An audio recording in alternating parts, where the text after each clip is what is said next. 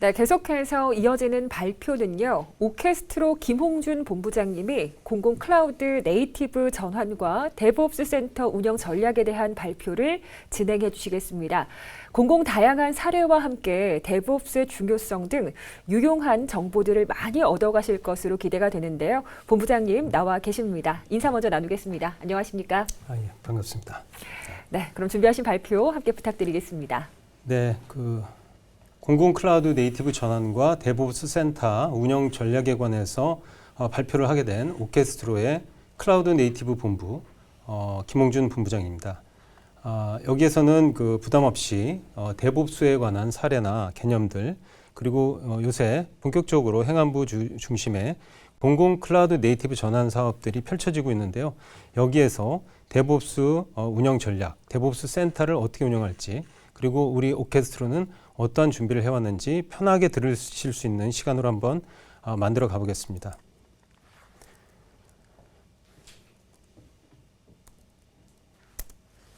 네, 먼저 좌측에 이제 아날로그 형태의 세상을 보여드리고 있고요. 산과 또 강과 하늘을 보여드리고 있고, 우측은 이제 이산화된 세계, 양자화된 세계의 수치로 표현되어 있는 프로그램 가능한 세계를 보여드리고 있는데요. 이 디지털 전환은 결국 아날로그 세상을 프로그램 가능한 디지털 세상으로 변환시켜온 역사라고 볼 것입니다. 이 0과 1로 나눠진 이진법을 발명한 것은 1679년에 라이프니츠에 의한 것이었는데요. 그 이후 지속적으로 아날로그를 디지털로 변환하기 위한 디지타이제이션, 그리고 2010년대 중반에 용어가 나온 디지털라이제이션, 그 디지털화를 통해서 이제 2020년대 디지털 전환이라는 말이 이제 본격화되고 있습니다. 이 디지털 전환은 단순히 비즈니스 프로세스, 즉 운영 측면의 디지털화뿐만이 아니고 비즈니스 모델과 비즈니스 생태계, 그리고 조직 문화, 그리고 인간 자체를 혁신하는 지경에 이르렀다고 보시면 되겠습니다. 이제 본격적으로 디지털 트랜스포메이션, 즉 DX의 세상이 온 것입니다. 좌측에서 보시는 물리적인 세계, 현실 세계를 이 소프트웨어를 통해서 디지털화된 세계, 가상 세계로 표현할 수가 있습니다. 그림에서 보시는 바와 같이 소프트웨어로 구현된 세상은 클라우드를 통해 가지고 데이터와 서비스들이 서로 연결되고요. 그리고 자동화 기능을 통해서 사람과 사물 또는 공간, 그리고 이 국경을 넘어서서 이러한 데이터와 다양한 정보들을 교환할 수 있고요. 그리고 작은 서비스들이 모여서 큰 서비스의 목표를 달성하는 세상, 그리고 챗 GPT를 위시로 하는 생성형 AI까지 많은 세상의 혁신을 도모하고 있는 상황입니다. 이 모든 것들이 소프트웨어 엔지니어링을 발전시키는 데 큰 역할을 하고 있습니다. 네, 디지털 전환의 목표는 무엇일까요? 지금 이 두 세계를 보여드린 바와 같이 결국은 속도, 즉 민첩성이 제일 중요합니다. 이 민첩성이라고 하는 것은 생산성과 그다음에 기업이나 또는 국가의 경쟁력과 바로 결부되는데요. 여기서 심리스라는 단어를 붙여드린 이유는 단순히 속도만이 중요한 게 아니고 이러한 디지털화된 프로그램 가능한 소프트웨어 세상에서는 보안과 그리고 효율성, 그리고 안정성, 그리고 확장성이 중요합니다. 이런 부분들이 클라우드 네이티브의 핵심 속성이라고 할 수 있는 데브옵스 또는 MSA 그리고 컨테이너 기술을 시사하고 있는, 내포하고 있는 개념입니다. 그래서 DX의 목표는 심리스 애질리티, 즉 매크로 민첩성이라고 표현을 하고 있고요. DX의 특성 또는 구성 요소는 앞서 이제 지금 뒤편에서 보이고 있는 그림에서 보시는 바와 같이 이러한 디지털로 전환된 세상은 각각의 시스템 또는 서비스, 데이터, 사물 그리고 공간이 되게 이제 밀접하게 초연결이 되어야 됩니다. 그리고 이러한 민첩성을 구현하기 위해서는 이러한 연결이라든지 그다음에 서비스 운영 또는 서비스 개발이나 빌드 배포 그리고 모니터링을 통해서 또 더 나은 기능을 추가할 수 있게끔 확장 가능하게 자동화가 구성이 돼야 되고요. 이러한 부분들 복잡한 이 시스템들을 제대로 운영을 하고 보안 위협이라든지 개인정보 보호의 위배라든지 이런 컴플라이언스 이슈 이런 것들을 통해서 방어를 하기 위해서는 인공지능의 도입과 같은 지능화가 필수적입니다. 이제 CNCF에서 정의하고 있는 클라우드 네이티브 아키텍처의 속성에 대해서 또 잠시 살펴볼까 합니다. 이 동적인 환경에서 확장 가능한이라는 속성인데요. 이 동적이라고 하는 것은 결국 컨테이너나 이 컨테이너가 가벼운 어떤 그 소프트웨어를 패키징하는 그 기술인데, 이 컨테이너는 소프트웨어로 구성되어 있는 서비스를 늘렸다 줄였다 하는 것이 자유롭고 이게 움직이는 환경입니다. 이러한 환경에서도 안정적으로 서비스가 중단되지 않고 시미러스하게 운영이 되려면은, 그러면서도 또 확장이 가능하려면은 클라우드 네이티브 아키텍처, 즉 MSA 형태로 돼야 된다는 것을 시사하고요. 그리고 두 번째로 견고한 자동화가 구현되어야 합니다. 이 자동화는 앞서도 말씀드린 것처럼 복잡한 이 시스템들을 연결해서 원하는 서비스 목표나 데이터 흐름을 만들어야 되기 때문인데요.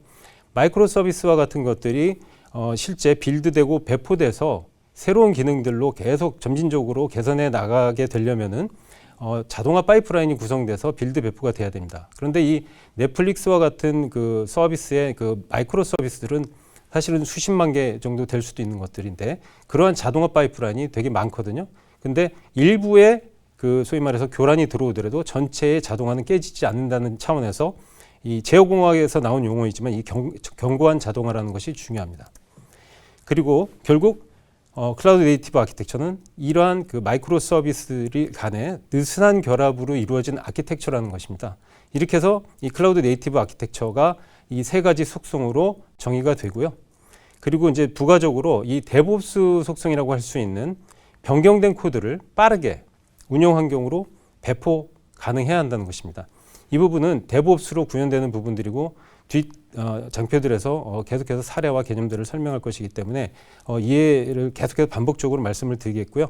이 빠르게 운영 환경으로 배포하는 것은 결국 배포 리드 타임을 줄인다는 것이고, 이것은 결국 민첩성, 생산성 증가, 그리고 경쟁력 증가로 이제 이어집니다.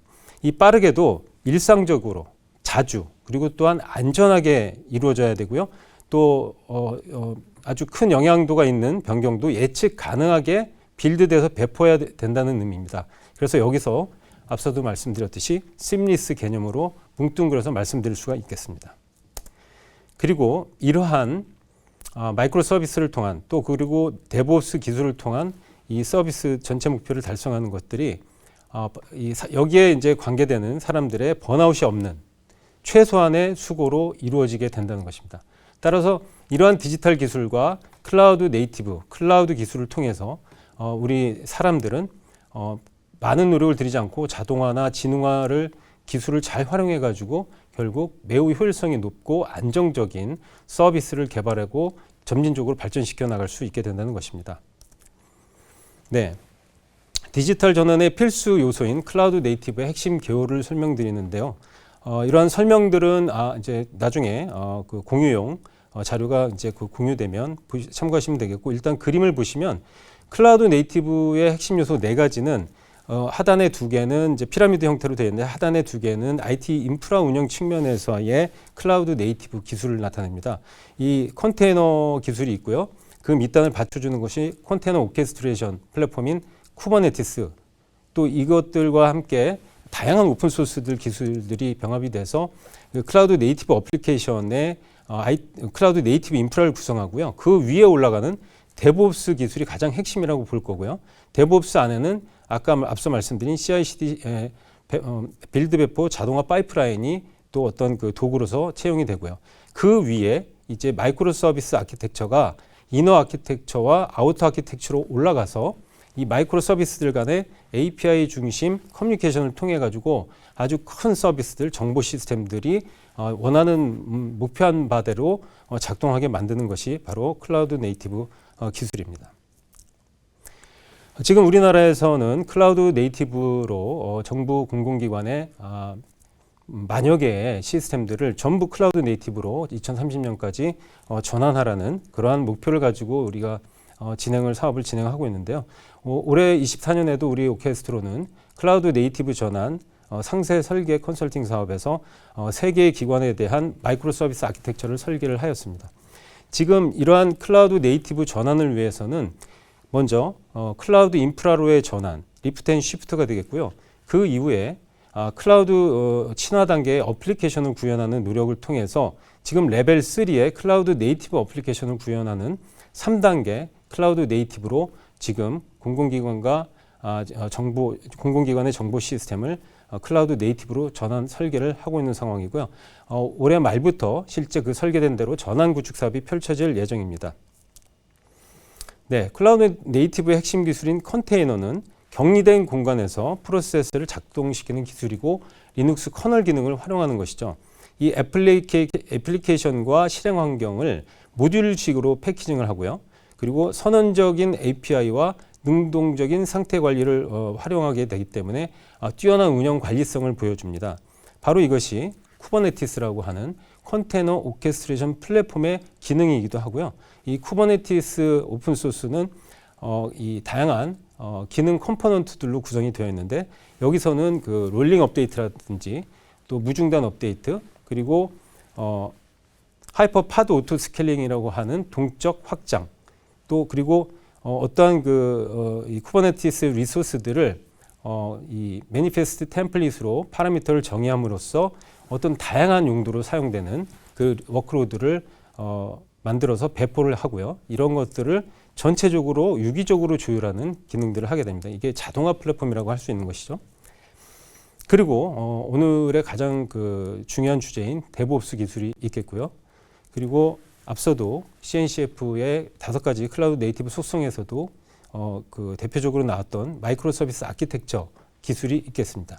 다시 한번 말씀드리지만 이 MSA는 동적인 컨테이너 환경에서 무중단 확장 가능하며 API 통신을 통한 마이크로 서비스들 간의 느슨한 결합으로 전체 서비스의 목표를 사람들의 번아웃 없이 달성할 수 있게 해주는 아키텍처이고 이것이 소아의 일종으로서 데브옵스를 실현하기 위해서 태동된 기술이라고 보시면 되겠습니다. 네, 본 장표는 2018년도부터 아주 오래된 장표인데요. 그 가트너가 발표한 애플리케이션 중심의 마이크로 서비스 아키텍처 모델을 보여드리고 있습니다. 이 부분들은 글로벌하게 또 우리나라에서도 상당히 표준화된 모델로서 그리고 이런 부분들은 지금 현재 우리 클라우드 네이티브 전환 사업의 RFP에도 반영이 되어서 나오고 있습니다. 여기 보시면은 이 빨갛게 표시한 부분들이 그 전체 서비스를 이 바운디드 컨텍스트로 쪼개가지고 마이크로 서비스 이너 아키텍처로 구성한 모습입니다. 그런데 이 바깥을 감싸고 도는 아우터 아키텍처는 어떤 기능을 하느냐? 이 비즈니스 로직이 바로 내부 아키텍처, 이너 아키텍처에 구현이 되어 있는데요. 비즈니스 로직 이외에 뭐 트래픽 관리라든지 부하 분산이라든지 또는 인증이라든지 권한 부여와 같은 여러 가지 네트워크 관리 정책들을 다 외재화를 하는 것이죠. 이런 부분들은 이제 서비스 메시라고 표현하는 그 아우터 기능이고요. 그리고 외부에서 뭐 모바일을 통해서든 PC를 통해서든 이런 다양한 서비스 루트를 통해서 들어오는 트래픽 내지는 요청을 앞단에서 처리해주는 단일 접점을 제공하는 API 게이트웨이 기능이 있겠고 그리고 이 빨간색으로 표시된 어플리케이션 이 이너 아키텍처가 올라가서 그 작동하게 하는 런타임 플랫폼이 있고 또 이너 아키텍처를 구성하는 마이크로 서비스 그 컨테이너 파드로 배포되는 그 비즈니스 로직 부분을 이제 자동으로 빌드하고 배포하는 CI/CD 오토메이션 기능 그리고 이러한 것들의 이제 그 서비스가 작동함으로써 생기는 로깅이나 그다음에 이제 서비스 추적, 그 트레이싱 또는 매출이익을 구현하는 텔레매출이 그리고 연구 볼륨이라든지 메시지 오리엔티드 미드웨어 기능들을 뒷단에서 서포트하는 백킹 서비스라든지 이렇게 6개의 요소로 구성이 되어 있습니다. 이게 지금 그림으로만 보셔도 이게 얼마나 어플리케이션 중심의 변화인지를 아실 수 있을 것입니다. 이 클라우드 네이티브는 결국 인프라만 클라우드로 바꾸는 것이 아니라 클라우드에 최적화된 어플리케이션으로 바꾸는 작업이고 그것이 바로 MSA이며 이 MSA를 성공적으로 개발해서 운영할 수 있게 해주는 도구이자 문화이자 절차가 바로 데브옵스인 것이죠. 네, 클라우드 네이티브 적용 사례로 이게 참 마이크로 서비스 아키텍처가 일상화되었다는 것을 보여드리는 그림인데요. 그 미국의 B-21 스텔스 폭격기는 마이크로 서비스 아키텍처와 쿠버네티스로 구현이 되어 있는데 앞서 말씀드린 아우터 아키텍처 중에 서비스 메시를 기반하고 있습니다. 그래서 이것이 비행을 하는 과정에서도 폭격 임무냐 아니면 전투지휘냐 정보 수집이냐의 용도 변경을 할 수가 있는데 서비스 메시에 소위 말해서 예를 들자면 이스티오라는 기술을 이용하자면은 이스티오의 이 정책, 제어 정책의 변경을 명령하면 프로그램 방식으로 이러한 모드들을 다 바꿔주게 됩니다. 그래서 상당히 편리하고 신속하고 민첩하게 모드를 바꾸면서 기능을 할 수 있게 해준다는 것이죠. 네, 제가 발표 때마다 이 클라우드 송환에 대해서 말하는 경우가 많았는데요. 이 미국이나 호주 등에서 클라우드 전환율이 뭐 60%, 70%에 달하던 2018년, 19년에 이 클라우드로 이제 전환한 후에 비용 문제라든지 내부 정책이나 데이터 저장 이슈 또는 이제 그 데이터 통제권 이슈로 다시 온프레미스로 이제 송환되는 트렌드가 일어났었고요. 그 이후 하이브리드 클라우드가 글로벌 대세로 자리 잡았었습니다. 우리나라는 우회로를 굳이 거칠 필요가 없이 클라우드 네이티브의 대표적 아키텍처인 하이브리드 클라우드로 바로 자리 잡는 게 바람직할 수 있다고 생각합니다. 지금 우측 그림의 오른쪽 온프레미스로 표기한 프라이빗 클라우드 영역은 국가정보자원관리원의 자원통합, G클라우드 또는 PPP 서비스 활용 영역에 해당한다고 볼 수가 있겠고요. 그 좌측에 있는 퍼블릭 클라우드와의 연계를 통해서 비용 효율화나 DR, HA 또는 인공지능 구현, 소버린 클라우드, 데이터 거버넌스 등을 함께 도모할 수가 있습니다. 우리 오케스트로는 국가정보자원관리원의 우측에서 보시는 바와 같이 클라우드 매니지먼트 플랫폼 오케스트로 CMP와 그리고 IaaS 플랫폼인 콘트라베이스를 다수 공급했고요. 파스 플랫폼인 비올라 파스는 시범 사업으로 서비스를 배포 검증한 바 있고요. 또 퍼블릭 클라우드의 IaaS와 파스 클러스터를 우리 오케스트로 CMP로 연계하는 서비스도 제공하고 있습니다. 따라서 국가 클라우드 전환 및 클라우드 네이티브 구현의 잠재력을 좀 인정받고 있다고 말씀드릴 수 있겠습니다. 이 그림은 사실은 유튜브를 통해서 제가 자바 챔피언인 크리스 리처슨의 이제 그 영상을 접하게 되었는데요. 이 데브옵스 핸드북을 추천하더라고요. 이 올해 이제 한국에서 이제 2판이 출간되어서 이제 바로 구매를 했고, 이거를 통해서 이제 데브옵스의 사례와 개념들이 많이 이제 좀 그 익숙하게 접할 수 있게 되었다는 걸 알게 됐고요. 이 클라우드 네이티브의 대표적 속성인 빠르고 안정적이며 빈번하고 지속적인 소프트웨어 배포를 위한 성공의 삼각형이 지금 좌측 하단에 나와 있습니다. 이 삼각형의 이제 세 꼭지점 중에 하나라도 없다면 이제 클라우드 네이티브 전환은 실패한다고 보셔도 됩니다. 이 클라우드 네이티브 전환의 성공의 3요소는 바로 맨 위에 프로세스, 즉 데브옵스와 CI/CD가 한 축이 되고요. 우측 아래에 보이시는 한 축이 바로 아키텍처, 즉 MSA가 필요하고 나머지 한 축은 좌측에 보시는 조직. 그런데 이게 어떤 조직이냐? 작고 느슨하게 결합된 권한을 부여받은 교차 기능 팀들의 네트워크 조직이라는 것입니다. 마치 MSA 속성을 그대로 따르는 듯한 조직에 대한 묘사죠. 이게 바로 어떻게 보면 코네의 법칙이라고 할 수 있습니다. 우측 하단에 보시면 크리스가 마지막 영상 캡처에 조직과 프로세스가 없는 마이크로 서비스는 이라고 말하면서 끊겼는데요. 다음에 무슨 말을 했을까요? 한번 생각해 보시면 좋겠습니다. 데브옵스의 역사에 관한 장표를 제가 한번 준비해 봤는데요. 그 역사를 조망해 보기 위해서 인터넷에서 타임라인을 제가 찾아봤고 여기에 몇 가지 중요한 이벤트들을 추가해 봤습니다. 1968년 소프트웨어 구조는 소프트웨어 개발 조직의 구조를 담게 된다는 소프트웨어 엔지니어링에서 매우 유명한 콘웨이의 법칙이 나왔고요. 80년대 자동차 제조업의 린 운동을 거쳐서 90년대 소아가 처음 소개됐었습니다. 에젤 운동이 2001년에 시작되었고 그 유명한 피자 두 판으로 구성 가능한 팀, 투 피자 팀이라는 용어가 아마존에서 2002년에 나왔고요. 이 MSA라는 용어가 나오기도 전에 MSA 조직을 묘사하는 투 피자 팀이라는 용어를 만들어낼 만큼 아마존은 소프트웨어 엔지니어링과 조직 구조에 미쳐 있었던 것이죠. 이 데브옵스는 벨로시티 컨퍼런스 운동이 시작된 2007년을 원년으로 보고 있고요. 그 2년 후에 2009년에 벨로시티 컨퍼런스에서 하루에 10번 이상 배포, 개발과 운영의 협력이라는 발표가 있었습니다.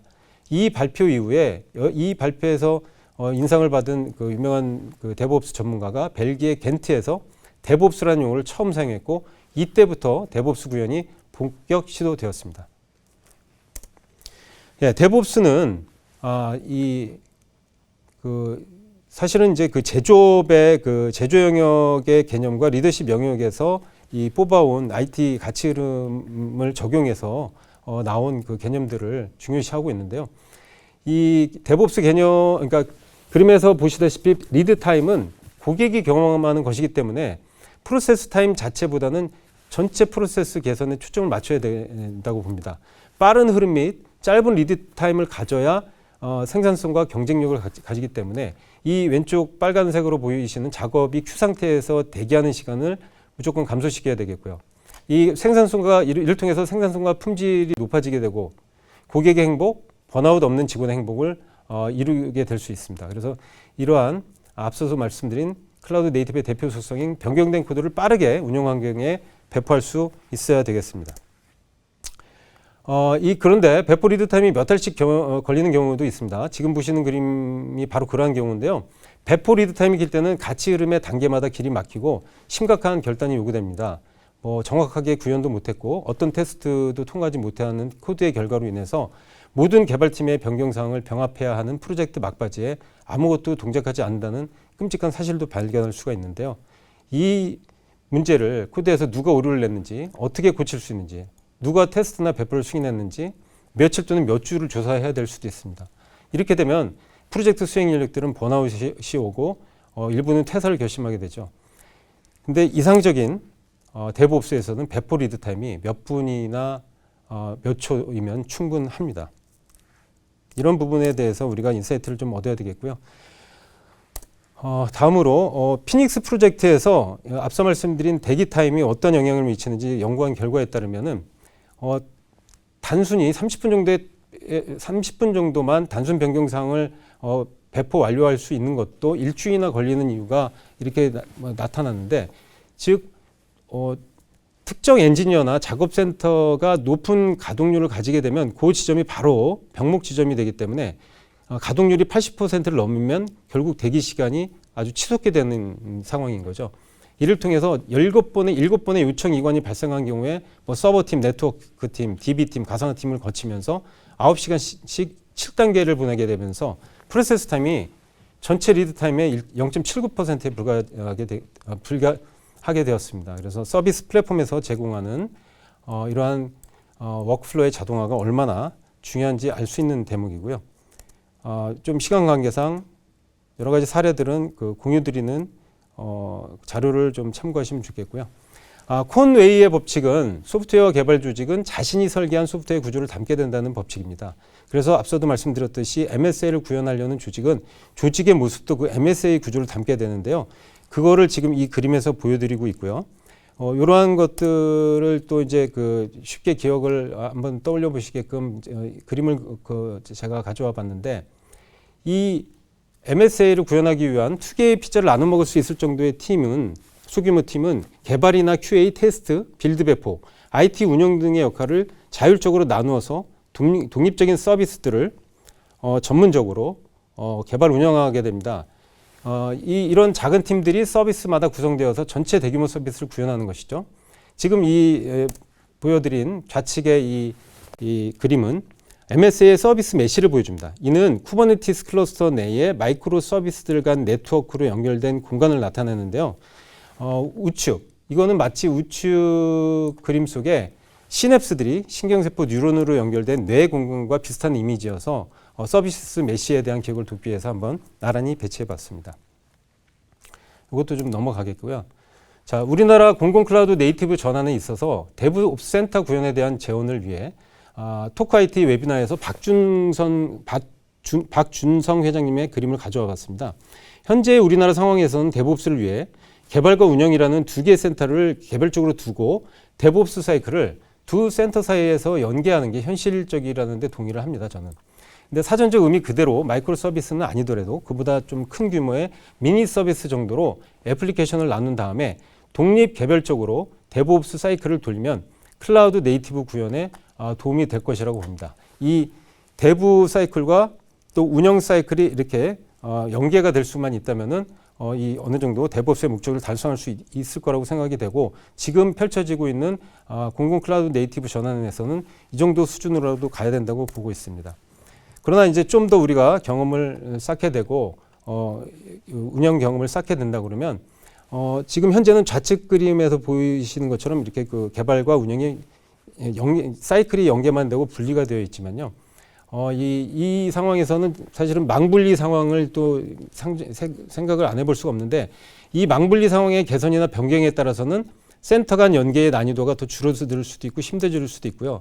그래서 이런 부분들이 좀 문제점이 있지만 얼마 전에 기사화됐습니다.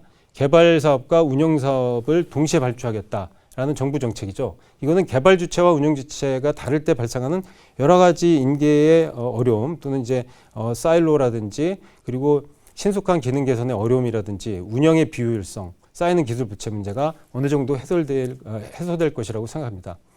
이 개발센터와 운영센터가 완전히 통합되는 것은 뭐 아니지만 완전 심리스한 빌드 배포 환경은 뭐 어렵지만 시간은 좀 걸리겠지만 우리는 그 데브옵스의 경험을 쌓을 수가 있겠고요.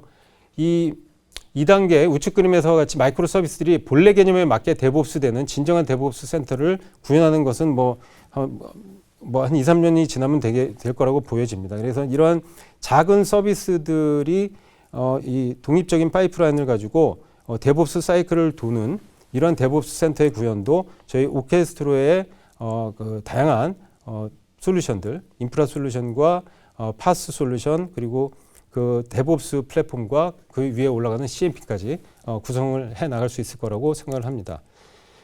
데브옵스 센터 조직의 단계별 진화라는 부분들에서는 이 2단계로 이제 완전한 MSA 단계로 가기 위해서 이 어플리케이션이 서비스 A팀, B팀, C팀, D팀으로 우측 하단에 보시는 바와 같이 변경이 될 텐데 이때는 개발센터의 이 하얀색 전문 인력과 운영센터의 까만색 전문 인력들이 서로 섞이는 즉 제너럴리스트들이 데브옵스 엔지니어링을 각각의 서비스 팀에서 하는 그런 그림을 보여드리는 것입니다. 그래서 이러한 그 스페셜리스트들이 일을 나눠가지고 사이클을 갖다가 이제 인계받아서 하는 수준에서 향후에는 진정한 MSA가 구현이 돼서 클라우드 네이티브 전환이 이루어지게 된다면 이러한 제너럴리스트들에 대한 수요가 많이 높아질 거라고 생각을 하고 있습니다. 저희 오케스트로는 클라우드 네이티브 전문 인력, 예를 들어서 클라우드 네이티브 강사라든지 그 중요도가 계속 높아지고 있는 업무 분석가, 클라우드 네이티브 아키텍트죠. 그리고 이 풀사이클 개발자라고 할 수 있는 데브옵스 엔지니어, 인프라도 알고 IT 운영도 알고 쿠버네티스도 알고 또 개발 경험도 있는 엔지니어죠. 그리고 MSA 컨설턴트까지 양성을 하기 위한 방안을 마련했습니다. 저희 그 OPA에서는 클라우드 네이티브 에듀 센터라는 것을 신청을 받고 있고 저희 오케스트로는 또 이 OPA의 인력 양성분과 위원장사로서 2년여 기간 동안 인력 양성분과 위원사 10여 개의 회사의 19명의 위원들과 함께 클라우드 네이티브 에듀 센터에 관해서 연구를 해왔고요. 자격증이라든지 센터 허가에 관련해서 교육 거버넌스 체계를 고안했습니다. 그래서 저희 오케스트로 외에 2개의 회원사가 협약 신청을 했고 데브옵스 센터 운영을 위한 클라우드 네이티브 전문 인력 양성을 본격 준비 중에 있습니다. 앞으로 이 마이크로 서비스를 구성하는 투 피자팀을 예를 들어서 뭐 6명 정도로 추산하고 우리나라 또 IT 인력들은 많은 기술력을 갖고 있고 능력이 좀 출중하기 때문에 마이크로 서비스 하나당 6명이 투입이 되고 만여 개의 공공정보 시스템을 클라우드 네이티브로 전환을 하게 된다면 이 향후 데브옵스 센터 운영에 약 120만 명의 관련 인력이 소요될 것으로 추산이 됩니다. 그래서 이런 부분들의 신규 인력 양성이 대대적으로 요구되고 있어서 많은 정부의 관심과 그 업계의 관심이 좀 필요할 거라고 생각합니다. 이 모습은 지금 OPA에서 그 클라우드 네이티브 인력을 이렇게 교육하고 있는 장면들을 보여드리는 거고요. 지금 현재 클라우드 네이티브 전환 사업에서 나오고 있는 이제 RFP를 보여드리는데 앞서 MSA의 이너 아키텍처, 아우터 아키텍처를 설명드릴 때 나왔던 다양한 그 기술 그리고 기능들 그런 사항들이 지금 RFP에 잘 반영이 되어 있습니다. 쿠버네티스 클러스터에 관한 것, 또 네임스페이스 및 오토 스케일링 정책, 그리고 응용 프로그램을 클라우드에 최적화된 구조인 MSA로 전환해라. 또 이 아우터 기능이라고 할 수 있는 데브섹옵스 체계 지원, 컨테이너 오케스트레이션 기능, 그리고 서비스 간 통신을 위한 서비스 메시, API 게이트웨이, 그리고 CI/CD 파이프라인 기능, 그다음에 클라우드 플랫폼 텔레메트리 기능, 그리고 클러스터 자원 및 연구 볼륨에 대한 백업 보건 기능 등 다양한 이 클라우드 네이티브 기술이 망라되어 있습니다. 이 기대 효과로 누리는 것들은 배포 시간을 단축한다든지 이거 앞서 말씀드린 DevOps 관련된 키 퍼포먼스 인덱스라고 볼 수가 있는데 배포 시간을 단축하는 것과 인프라 운영량이 코어 수 대비 매우 62%나 감소되는 그런 효과, 그리고 연평균 서비스 중단이 93%나 단축되는 효과, 그리고 또한 이 마지막에 보이시는 바와 같이 이 MSA로 전환되기 이전에 레거시 환경에서 API가 매우 무거워서 ESB로 연결해야 됐었는데 REST API로 이제 바꿔지게 되면서 이 절감액이 약 28억에 달한다라는 그 기대 효과가 있습니다. 이런 부분들이 정부 정책에 반영이 돼서 앞으로 클라우드 네이티브 전환 사업들이 꾸준히 펼쳐지게 되면 우리나라의 디지털 혁신이 앞당겨질 거라고 생각을 하고요. 마지막으로 좀 정리해드리면 정부 공공 분야 정보 시스템과 대민 서비스를 심리스 애자에게 제공하고 클라우드 네이티브 데브옵스 운영의 안정적인 구현을 위해서 이 국산 상용 데브옵스 플랫폼, 저희 오케스트로에는 트럼본이라는 아주 좋은 제품이 있고요. 또 MSA 이너 아키텍처의 설계에 대한 부분, 그리고 아우터 아키텍처 기술과 교육 제공에 대한 부분에 그 클라우드 네이티브 예산의 그 자원이 좀 많이 확대될 필요가 있다고 생각합니다. 그렇지 않는다 그러면 이 많은 인력들을 우리가 길러내기가 지금 어려운 구조이기 때문에 이런 부분에 대해서도 좀 준비가 필요하지 않을까 생각하고요. 저희 그 데브옵스 센터 운영을 위한 오케스트로의 트럼본이 앞서 데브옵스 관련된 개념이나 사례에서 보이는 바와 같이 여러 가지 그 개발과 검증과 관리의 어려운 부분들을 얼마나 자동화 내지는 지능화, 그리고 개발과 검증 운영 단계별 분리된 표준 환경과 CI/CD 파이프라인, 이런 부분들을 어떻게 구성해 왔는지 보여드리고 있습니다. 그리고 업무 코드 기반으로 개발 업무 프로젝트 권한 관리 및 제어를 통해 가지고 이 거시적인 뷰에서 개발과 운영이 얼마나 통합 운영이 잘 되고 있고 또 자동화되어서 실수라든지 또한 이 배포 리드 타임을 얼마나 단축시킴으로써 생산성과 품질 향상과 또 이런 그 고객 만족에 기여할 수 있겠는지를 보여드리고 있고요. 저희 트럼본은 금융권에서 이미 검증돼서 다양한 금융기관에 보급이 된 바가 있는데 이러한 부분들이 또 공공 클라우드 네이티브 전환의 데브옵스 센터에서 플랫폼으로 활용되게 된다 그러면 원격에서도 데브옵스를 운영하고 MSA가 구현되는 것을 앞당길 수 있다고 생각을 합니다. 이 저희 트럼본 스윗의 이런 기능들에도 관심을 가져주시고요. 마지막으로 디지털 전환의 최종 목표라고 할 수 있는 클라우드 네이티브의 데브옵스 기반의 앱 현대화는 클라우드, 즉 인프라 중심의 전환을 위해서 IaaS 플랫폼인 컨트라베이스가 기여를 하고 있고요. 클라우드 네이티브는 앱 중심의 전환이죠. 이때 파스 플랫폼이 필수적인데 여기에는 우리 비올라 파스 스윗이 있습니다. 그리고 이 클라우드 네이티브로 전환한 후에는 데브옵스 기술을 통해서 앱이 현대화되고 점진적으로 또는 신속하게 계속하여서 이 기능이 개선되고 확장이 될 것입니다. 이 데브옵스 플랫폼으로는 트럼본이 있고요. 그리고 이러한 모든 그 클라우드의 프라이빗 영역과 프라이빗 전문성을 가지고 있는 오케스트로인데 퍼블릭까지 포함해서 클라우드 네이티브를 구현하고 이를 통해서 이 프라이빗 클라우드와 퍼블릭 클라우드의 인프라를 관리할 수 있는 CMP까지 저희들이 DX의 모든 분야, 클라우드 네이티브 또의 모든 분야, 또 에페 현대화까지 커버할 수 있는 솔루션과 기술로 또는 인력으로 준비가 되어 있다는 것을 말씀드리면서 발표를 가름할까 합니다. 끝까지 경청해 주셔서 감사합니다. 네, 이렇게 유익한 발표 진행해 주신 본부장님 대단히 감사드립니다. 저희는 잠시 후에 다음 발표를 이어가도록 하겠습니다.